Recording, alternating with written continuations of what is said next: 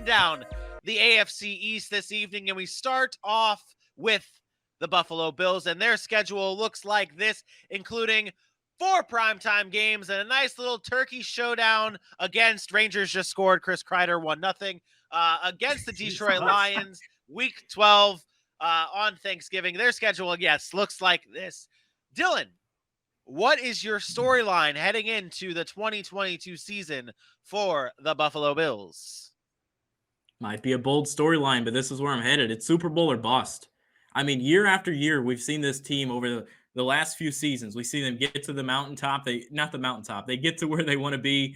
They get a division title. They start playing close games in the playoffs. Last year, they get within an arm's reach of beating the Chiefs in the game that took place there, and they couldn't get it done. I mean, it's a sad thing about the Buffalo Bills. You bring in a Von Miller now. You help out your entire team by adding pieces to that roster. And Josh Allen continues to show that he's one of the best quarterbacks in the league. You draft a running back. You have a plethora of weapons on offense. Stephon Diggs is back. Gabriel Davis stepped up last year. Let's go. All right, if you're the Buffalo Bills, this is the year. It's Super Bowl or bust. I want them to go out and show, look, we got to at least get to that game because we've shown progression in every single season. If you're not getting there, Josh Allen's only getting older, and the rest of the team's only getting older, and it can only fizzle out from there. So Super Bowl or bust is my storyline for Buffalo. With all their moves that they did this past offseason to bring in guys like Von Miller and obviously paying Josh Allen and things like that, do you, Dylan, like, if they don't make it to the Super Bowl, what do you do in this situation? Because you look at their schedule, they're the best team in the AFC East, I feel like. That's what we're all going to get at here. Is they're still the best team in the AFC East, arguably the best team in the AFC. But if they don't win a Super Bowl, what kind of changes would you be making in Buffalo if they don't end up there? It's not really if you'd make any changes. Obviously, you'd have to regroup from what took place this year. But what you'd have to do when you look at this as a whole is you got to understand, I mean, the team you have is going to just go back and you're just going to have to reset and do it again. But you're going to have a fan base that's fired up and wants winning so bad. They're busting tables. They're eating chicken wings out in the cold when they're scoring 6 points a game before the Josh Allen era. And now they're out there just hauling ass, playing great football. And you got to start winning those football games and start getting to that mountaintop. What you're going to do, you're just going to go into next season. No matter what happens, whether you win or not, you're going into next season. And I don't think there's too much change that's going to be taking place with this team, but it's just you're only getting older. And this is a year you have to show it if you want any success in this league. Yeah, I agree with Dylan. I mean, the makeup of this roster is definitely a running back type of squad. If they aren't to make it to the Super Bowl this year, lots of disappointment because they should be right there, especially at the way last season ended. But this is the type of roster that you maybe add a weapon here or there. You tweak something very small, but there's no overhaul, anything of that nature. This is a squad, and honestly, Dylan, what you were saying kind of tames right into what I was thinking because this team finally, in my opinion, has it all together. I looked at the Buffalo Bills for a few years now, and part of the situation that they've always had is they've had one part but not the other. You know, like I don't know if you ever watched Friday. They have ham, no burger. They got sugar, no Kool-Aid. Like they just never had it all together. And you think I go back to like 2018, for instance, their offense was ranked 30th, while their defense was ranked 2nd. In 2019, their defense was ranked 3rd, while their offense was ranked 24th. They got a little better in 2020. Their offense got to 2nd, but their defense regressed, and they were ranked 14th. And last year was the first time since 2000, and who freaking remembers that they had top 5 in the offense and the defense, first on their defense, 5th in their offense, respectively. So, and they've just gotten better. You look at what they've done to this roster on the defensive side of the ball, like you mentioned, adding guys like Von Miller, Greg Rousseau, who I think will give him another chance. I know he used to not be named, but I'll forgive him at this point. We don't even use our guy anymore. Ed Oliver's getting better by the day. Daquan Jones is a stud on that line. Kyer Elam in the secondary stepping up is supposed to step in and make a big contribution right away. So this defense is stacked. They've got pieces on the offense. Josh Allen should be wanting to go scorched earth after they lost in the playoffs last season. It really is Super Bowl or bust, Dylan. They should have nothing else on their mind but making it to the final game of the season. Yeah, and I think they could. And you look at their schedule, I feel like the AFC East, there's a lot of teams that have they play the NFC North, so it's like you got the Ravens, you got the Steelers, you got the you have a tough division matchup when it comes to like who you're playing else in the AFC, and it's like you look at what the Patriots do, you look at what Miami can do, you look at what the Jets can do. Buffalo is like the only team that I feel confident in saying I don't know if they're going to have that hard of a time against like a Baltimore, or even a Kansas City, a Cincinnati, Cleveland when they get Deshaun Watson back. Like that's the story of their schedule. You look at their first few games right before that bye, the Rams, the Dolphins, the Titans. As much as we don't think the Titans are that big of a deal, still a former playoff team. Rams, Titans, Dolphins, Ravens, Steelers who always play you hard, and then the Chiefs. AJ, what's your record for the Bills before the bye? Before the bye, I think I had them going. I think I want to say 4-1. Was that it? 4-1. Okay. No, because there's 6 games, Okay. so There's that 6 can't be games. true. Nope. You remember that issue I was having earlier?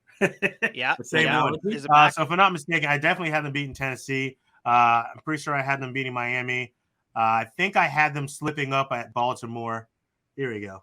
All right, thank you. I had a win a win at Los Angeles, a win at Tennessee, I had a loss at Miami, a loss at Baltimore, and then a win at Pittsburgh and a win at Kansas City. It's how I had them shaking up before the bye.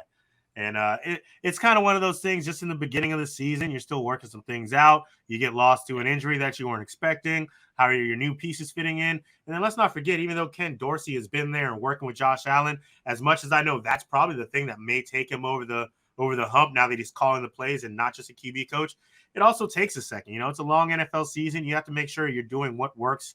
And, you know, if you drop a game or two in the early season, while that's not what you want, you know, that's something you recover from. It's not the same as dropping week 14 or 13 and in the hot parts of the schedule. Yeah. I have them 5-1 to start the season. I think they lose against Los Angeles. We talked about it on our show when we were previewing the NFC West about the Rams and that showdown against Buffalo on Thursday Night Football, the kickoff. If I remember correctly, the team that hosts that opening night game, the defending Super Bowl champions, are 7-1 in the last like 6 or 8 years. So I think that is going to be a tough one for Buffalo, but they get back on track. They obviously beat a Tennessee team who I don't think is that good. Miami, I feel like they're still figuring it out, and we'll talk about them in just a little bit. Baltimore, Pittsburgh, they take care of business there. That Baltimore game is probably the biggest like early concern though. They're on the road in Baltimore. That is probably the biggest concern there. Dylan, what's your record for the Bills before the bye? Before the bye, I got them. So pull up the schedule real quick. Looking at the Rams, I think that's a game that the way I do it, I don't go game by game and say they'll win this one, they'll win that one. I played out my head go as game I go by game through. here and go game by game here and tell me what their record is before the bye. See, well, I think I had them at 4-2. I had them beating LA. I had them beating Tennessee. I had them beating a sorry ass Miami team. I'll get into them in a minute. 3-0. We got them dropping Baltimore, and I think I got them dropping either Pittsburgh or Kansas City. So I think I got them 4-2. Okay, that's interesting in my opinion. And oh man, that Dolphins talk is gonna be spicy.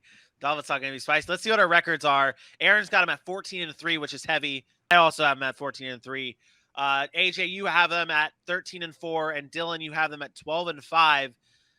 Like when I look at this, I'm like, okay, Dylan is the lowest out of all of us here on the Bills, but like that's not even a disrespectful thing. Like that's not even disrespectful to the Bills. 12-5 is obviously a great record, but Dylan, I have to ask you as part of my job, where are the rest of their losses? You said they lose to either Pittsburgh or Kansas City. They lose to Baltimore. Where are the other losses? Where are the other 3 losses? I think I had them dropping Green Bay. I got them dropping 1 against New England, and then it's either Cincinnati, Minnesota, somewhere in there. I think they would drop one of those games. Know how much you love Minnesota, so I'm not surprised that you think that they lose. Well, that's I mean, think about it. I mean, Minnesota's a team that could upset anybody. Like if their offense is clicking, they have a team that could beat anybody. Is that the upset? Bailey asked in the comments here. And shout out to everybody in our chat, by the way. Keep the comments buzzing. If you have any questions, concerns, thoughts that you want to bring up about the schedules or whatever we're talking about, let us know. Bailey did say, is there anyone on the schedule who could upset Buffalo? I guess Minnesota would be your upset here, Dylan, for Buffalo. Yeah. Okay. Maybe AJ? New England if you want to call it an upset, but it's a division game. Yeah, I wouldn't call that an upset. I mean, I'd call it an upset on the sheer fact that I don't think New England's going to be that good this year, but we'll get there at that point in time. I mean, depending on who's at the helm at Cleveland, I mean, I know their squad's good, but we saw that they underperform when they don't have a stud at quarterback. Can Tennessee get them early in the season? Maybe. I don't believe it either, but other than that, yeah, I think those are the three you'd really look at: Cleveland and Minnesota, maybe a Tennessee. I have them losing. I don't know where we stand on like saying that the division opponents are upsets other than like because I think the Jets beat them. I think the Jets pull off a win in week 4. I have them beating the Bills in week 14. That's where I have actually on the road. That's in Buffalo, that week 14 matchup. I have them beating Buffalo there. So that would be my upset for the Bills. I don't know if losing at home. Do we consider the Jets an upset? Well, why don't we talk about that when we get there?